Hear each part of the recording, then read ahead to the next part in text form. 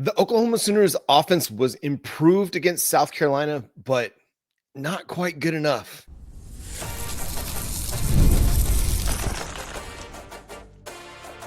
You are Locked On Sooners, your daily podcast on the Oklahoma Sooners. Part of the Locked On Podcast Network, your team every day. What's up, Sooner Nation? Welcome to Locked On Sooners, and thank you for making Locked On Sooners your first listen every single day. Shout out to all the everydayers out there tuning in and subscribe to the show. We're part of the Locked On Podcast Network, your team every day. And today's episode is brought to you by FanDuel. Right now, new customers can bet just $5, and if your bet wins, you'll get $300 in bonus bets to use across the app. Download the app today. I'm John Williams with Sooners Wire and USA Today Sports. Jay is traveling for his day job this week, so he'll be not with us on Monday and Tuesday, but we'll hold it down and continue to break everything down from Oklahoma's win over South Carolina. We'll discuss what the rest of the season looks like relative to the polls that came out on Sunday. We're going to discuss what the defense has to look forward to coming up this week after a really strong performance against South Carolina. But let's start here because, listen, Oklahoma gets a 26-7 win. OU's offense scores 24 points. Good, it was good enough, right? It was good enough to get a win on Saturday.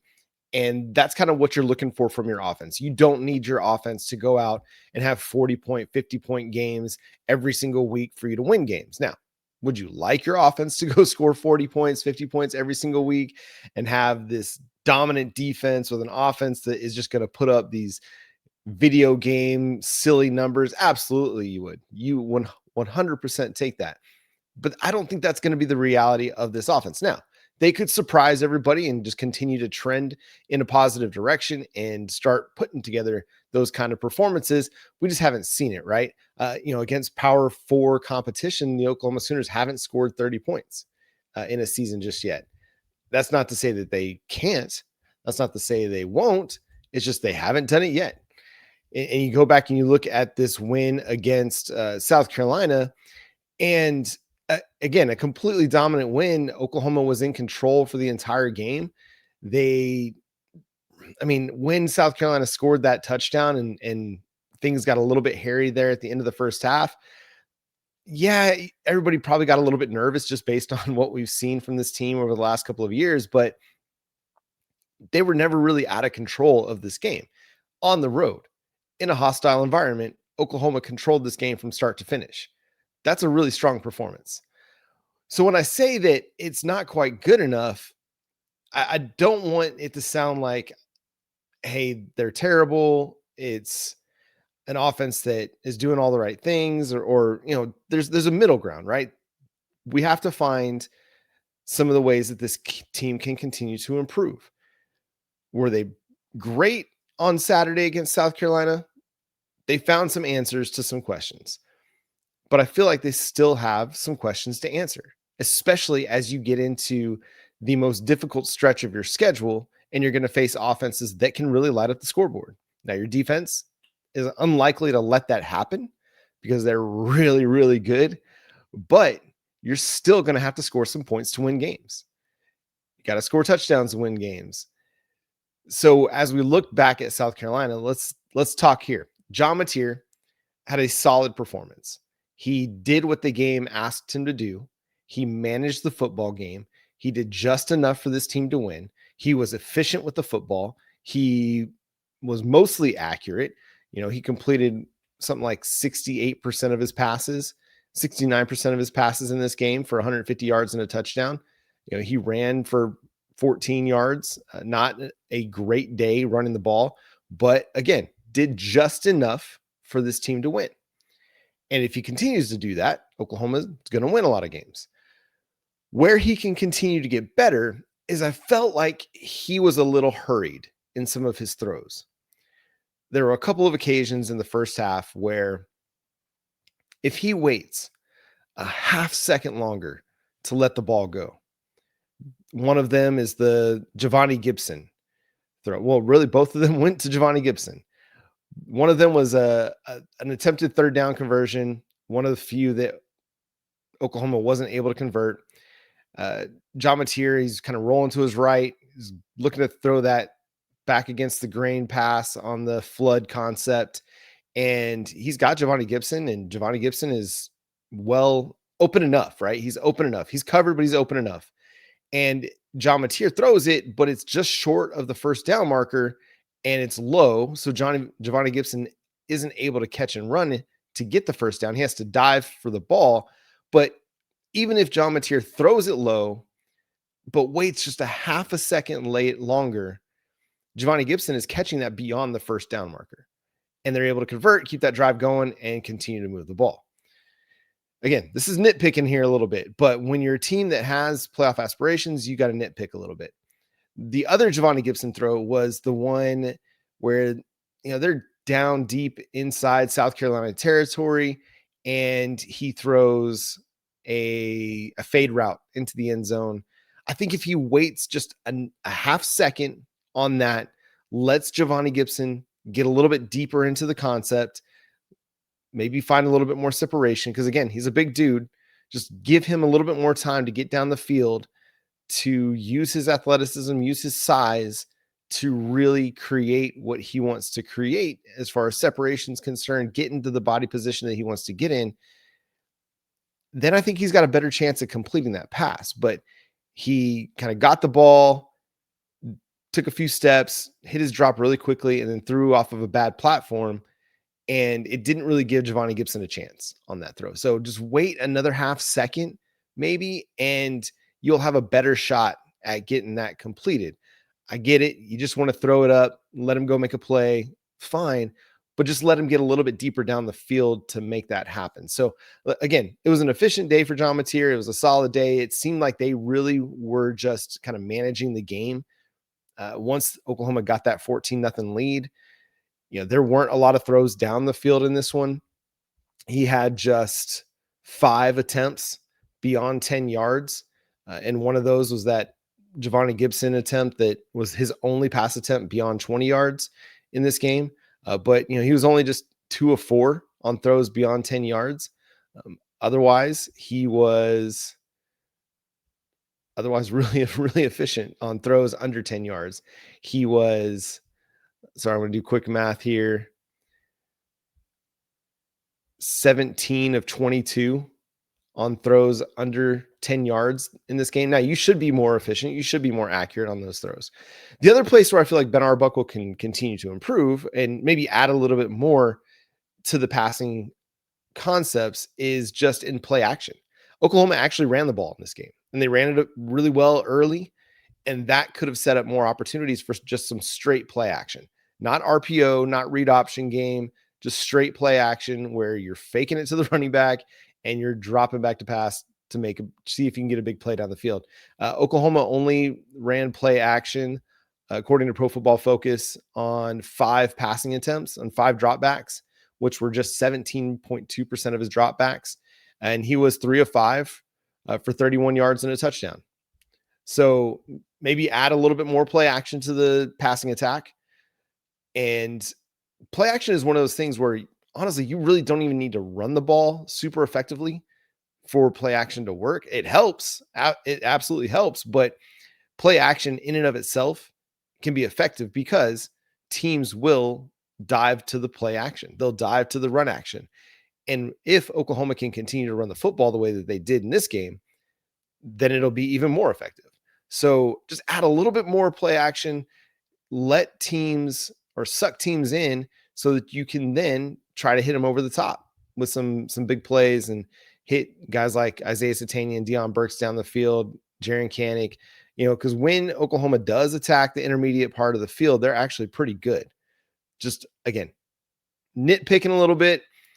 When the defense is playing as well as the defense is playing, this is the kind of performance you need from your offense, a good run game, and then a quarterback that just kind of manages the game. But as we get into the heart of the schedule, the most difficult part of your schedule, you're not necessarily going to be able to live that way. You're going to have to make some plays down the field at some point, and your quarterback has to continue to improve. The offense has to continue to improve.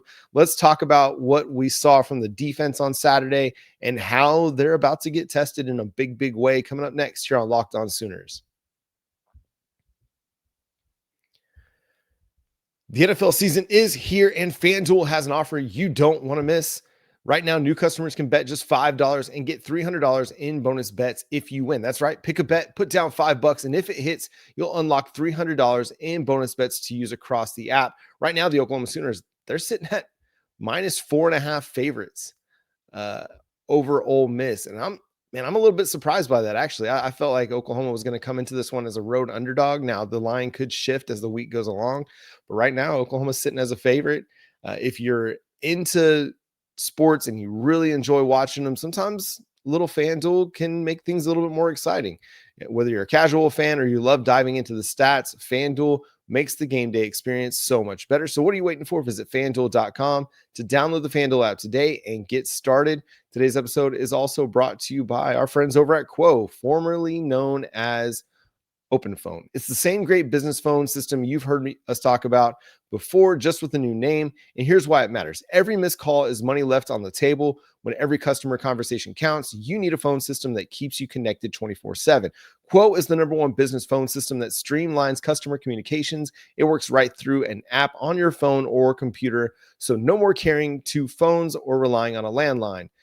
We love how Quo, formerly known as Open Phone, lets your team share one number and collaborate on calls and texts like a shared inbox, so no customer gets left hanging. Their built-in AI agent is a game changer. It can answer after-hour calls, capture leads, and keep business moving even when you're off the clock. See why over 90,000 businesses trust Quo, formerly Open Phone. Get started free and get 20% off your first 6 months at quo.com/lockedoncollege. That's QUO.com/lockedoncollege. And if you've got existing numbers with another service, Quo will port them over at no extra charge. Quo, no missed calls, no missed customers. Once again, thanks for making Locked On Sooners your first listen every single day. Shout out to all the everydayers out there. Tune in and subscribe to the show wherever you get your podcasts. We're part of the Locked On Podcast Network, your team every day. Again, we're going to talk about where Oklahoma landed in the AP and the USLBM coaches poll coming up in the third segment and what that means for the rest of the season. But let's talk about what we saw from the defensive side of the ball against the South Carolina Gamecocks and where they're going to be tested a little bit moving forward. The defense played just another really, really strong game. They had Lenora Sellers in a bind for most of this game. He was under pressure on 44% of his dropbacks. Just an insane rate. Oklahoma, when he was under pressure, had him completing just 2 of 6 passes. Yes, he had a touchdown. Yes, that touchdown was controversial because of multiple false starts and a hold on Kip Lewis, who would have lit up Lenora Sellers had he not been held, or at least would have not given him a free and clear opportunity to get rid of the football. It would have been a little bit more hectic. So, it was a really strong performance from that group. They kept the run game in check, allowing just 1.6 yards per carry. This is a team that still ranks quite well in every defensive category. From points allowed per game, they're second in the country, just behind Ohio State, that's allowing just an absurd 5.9 points per game. Oklahoma in passing yards is number 4 in the country in passing yards allowed. They're number 3 in the nation in rushing yards allowed at 80.4.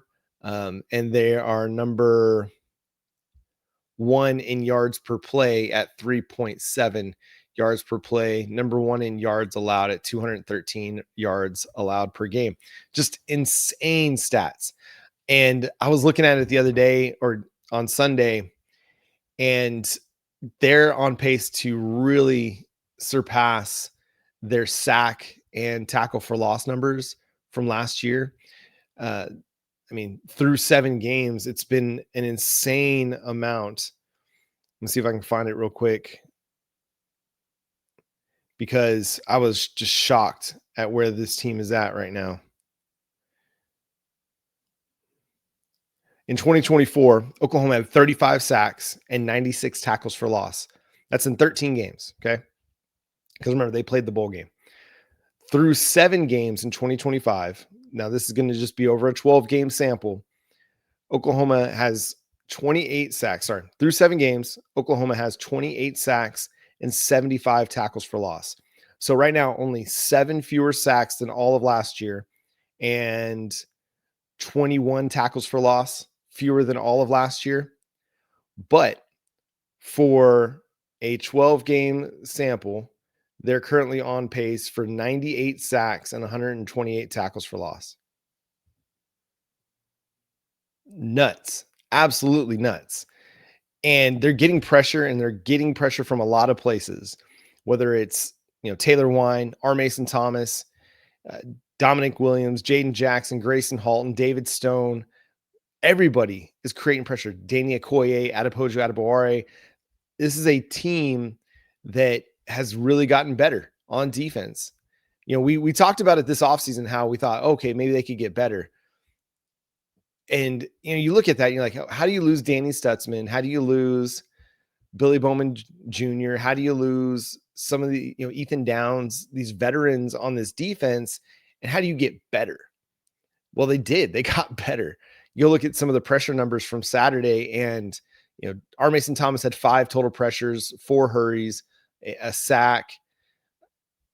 And he was not the only one with 5 pressures. David Stone had 5 total pressures. Didn't come away with a sack, but had 5 total pressures. Grayson Halton had a sack and 5 total pressures. Taylor Wine had 3 total pressures. PJ Adebaware, 2. Kip Lewis, 2. Dominic Williams, 2. Kendall Daniels, 2. Can we talk about Kendall Daniels for a second? That dude has been better than advertised. I remember when he signed with Oklahoma, and there was a lot of excitement and optimism about what he could potentially bring at the cheetah position. And there were a lot of Oklahoma State fans that wanted to poo-poo the addition because of the effort or lack thereof that he gave for Oklahoma State last year. Well, that program is just a disaster. There were a lot of players not giving great efforts for that program. A lot of coaches, one in particular, not giving a great effort for that program. But you get Kendall Daniels with Brent Venables and with Nate Dreiling and with Wes Goodwin, and lo and behold, the dude's turning into an absolute star for this team. And he was great again on Saturday.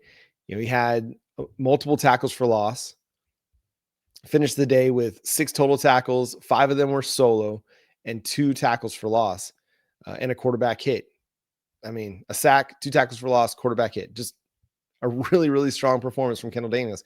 But this defense is just stepping up in big, big ways. They've played really good football, and they're going to be tested in bigger ways because they're going to play against some offenses that are some of the best offenses in college football coming up down the stretch. They got 5 games in which they're going to be playing some really good offenses, between Tennessee, who's currently number 3 in the nation in points per game. You got Missouri, who's number 12 in the nation in points per game. You've got Ole Miss, who comes up next week, who's 16th in the nation in points per game. And I can't believe Alabama's not in the top 20, but Alabama is number 33 in points per game. Like, those 4 offenses are going to be really tough to stop. Oklahoma's got the defense. They've got the dudes that can go and play with these guys, but it's going to be challenges. And I mean, especially on the back end, at cornerback, at safety, those teams are really going to threaten Oklahoma's secondary. South Carolina isn't as good a team as everybody thought it was going to be in the preseason, and Oklahoma dominated them like they should have. You can't get too high because this Ole Miss team that's coming up next, they're more complete offensively. They've got a really good running game. They've got a quarterback that's playing out of his mind right now, and they've got some playmakers on defense. But offensively, against Oklahoma's defense, Ole Miss is gonna be a challenge, man. They're averaging 37 points per game, 304 passing yards per game, 187 rushing yards per game. They're just, almost 500 total yards per game, which ranks number 8 in the nation. It's a good offense. Trinidad Chambliss is playing good football. Had they beat Georgia on Saturday, I probably would have him at the top of my Heisman discussion.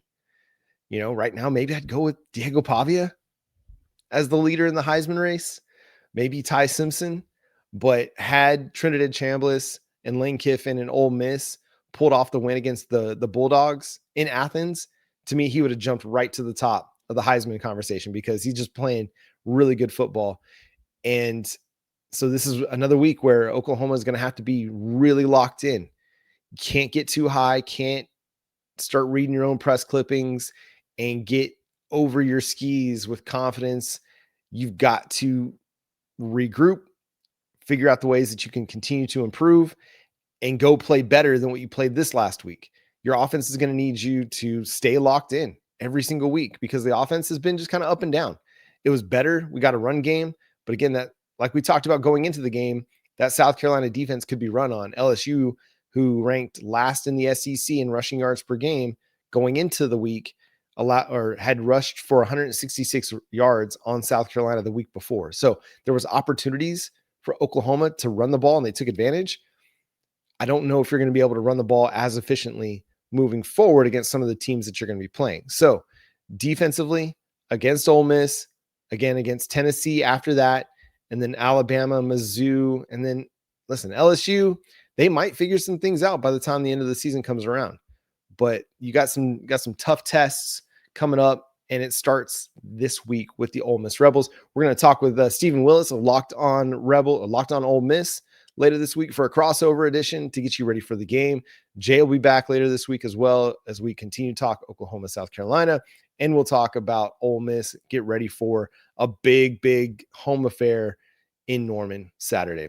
Let's talk about where Oklahoma landed in the polls and again, what's coming up for the Oklahoma Sooners here on Locked On Sooners. Let's be honest, most of us can't even name all of our financial accounts, let alone what they're worth. Between 401ks, savings, and investments, it's easy to lose track, and that can mean leaving money on the table. That's why we started using Monarch, an all-in-one personal finance tool that brings your entire financial life together in one clean, easy-to-use interface on your laptop or your phone. For my wife and I, it's helped us organize our spending and figure out where we're spending, where we'd rather not. And it's helping us get a better handle on our investments without ever having to touch a spreadsheet. And we can see kind of where we're lacking in some of our savings goals. And this just kind of helps get us everything back in order. So Monarch's visual dashboards and smart tools make it so much easier to understand where our money's going and how to make it work harder for us.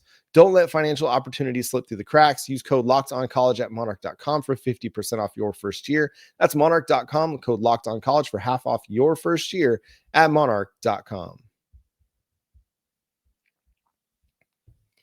Once again, thanks for making Locked On Sooners your first listen every single day. Shout out to all the everydayers out there. Tune in and subscribe to the show wherever you get your podcast. We're part of the Locked On Podcast Network, your team every day. The Oklahoma Sooners come in moving up in the recent polls. On Sunday in the AP Top 25, Oklahoma moved up to number 13. And in the US LBM Coaches Poll, the Sooners moved up 2 spots to number 11. This sets up a top 15 showdown between the number 8 Ole Miss Rebels in both polls, who dropped 3 spots after their loss to Georgia, and the, again, number 13, number 11 Oklahoma Sooners. And listen, it's a good spot to be in.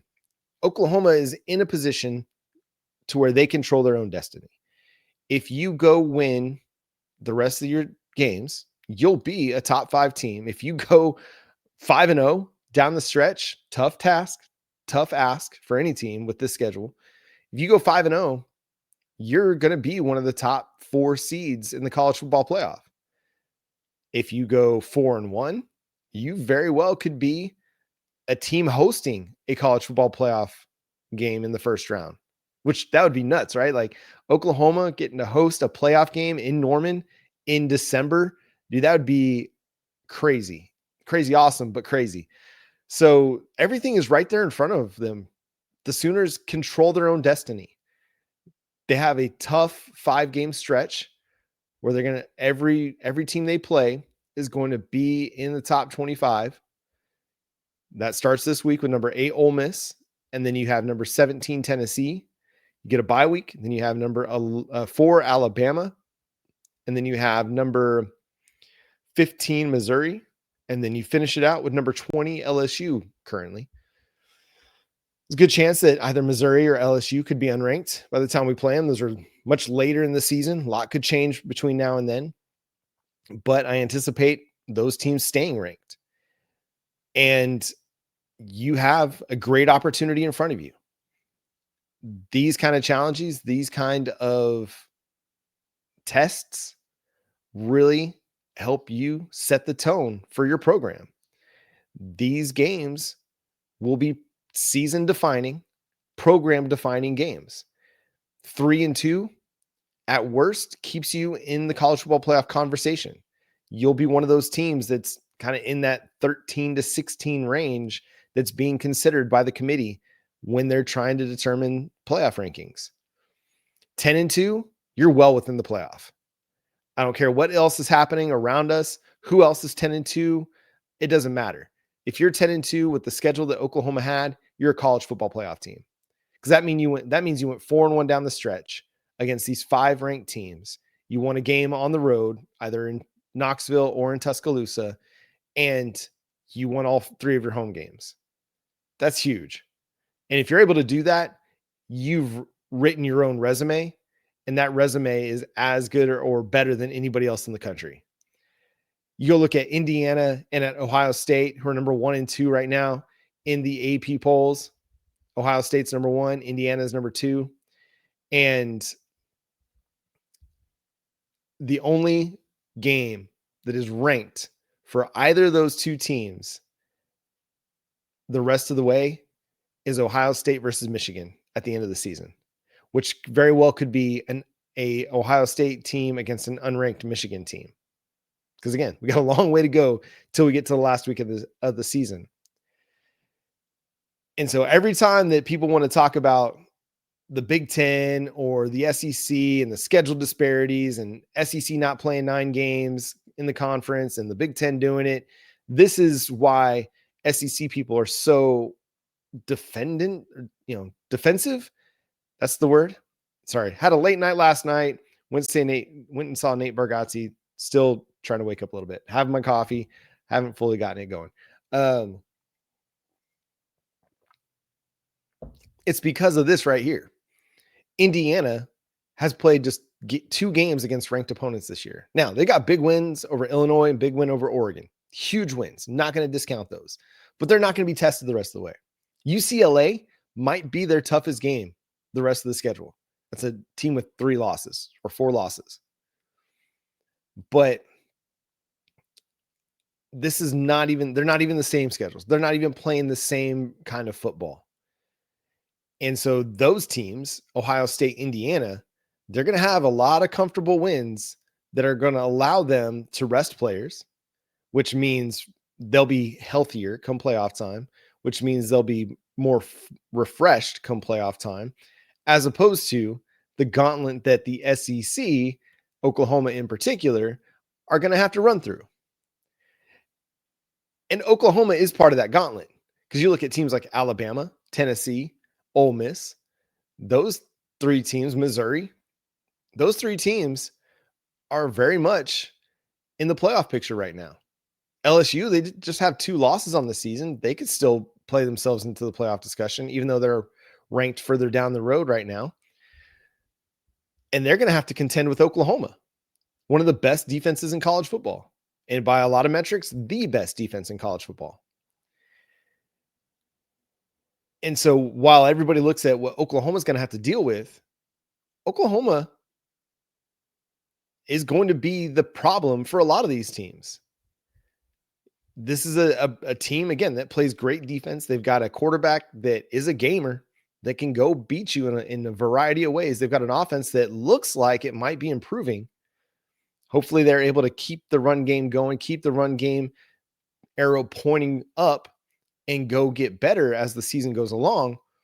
But Oklahoma's going to be a problem for a lot of these teams. They're going to be a challenge for a lot of these teams, especially for Ole Miss that's got to come on the road to Norman, to Missouri and LSU who got to come to Norman. Oklahoma is going to be one of those teams that could knock off Tennessee in Knoxville. Listen, I know, like, I've thought all season long that Alabama was going to be that game that was going to be the toughest one for Oklahoma, and it's still going to be the toughest one for Oklahoma. They have a very, very dangerous passing attack, and that's where Oklahoma is kind of at its weakest. is when teams drop back to pass. They can beat Oklahoma's corners. So as long as Oklahoma continues to improve and they continue to find a more efficient pass defense where they're shutting teams down and not allowing for big plays, then again, they can write their own story this year. No matter what happened in the Texas game, it was disappointing.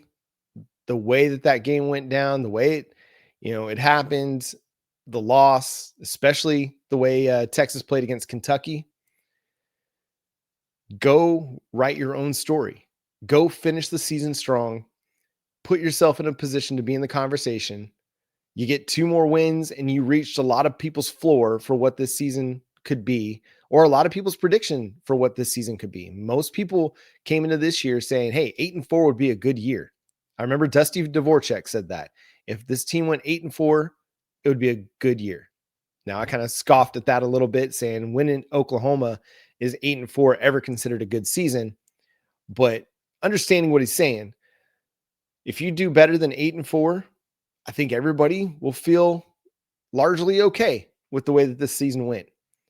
Maybe a little bit unsatisfied because you didn't make the playoff, but if you go 10-2, again, if you play defense the way Oklahoma plays defense, you have a chance to do a lot of big things. And that's going to do it for today's episode of Locked On Sooners. Thanks so much for tuning in, being a part of the show. Subscribe to the show wherever you get your podcasts. We're free and available on all podcast platforms and on YouTube. So hit that subscribe button, hit that notification bell to let you know when new episodes drop. Follow my guy Jay at Unfair Sports. Go check out his channel, Unfair Sports, on YouTube. You can follow me at John9Williams. You can read my work covering the Sooners over at SoonersWire.com. The show is at Locked On Sooners on all of your favorite social media platforms. But until next time, for my guy Jay, I'm John Boomer Sooner.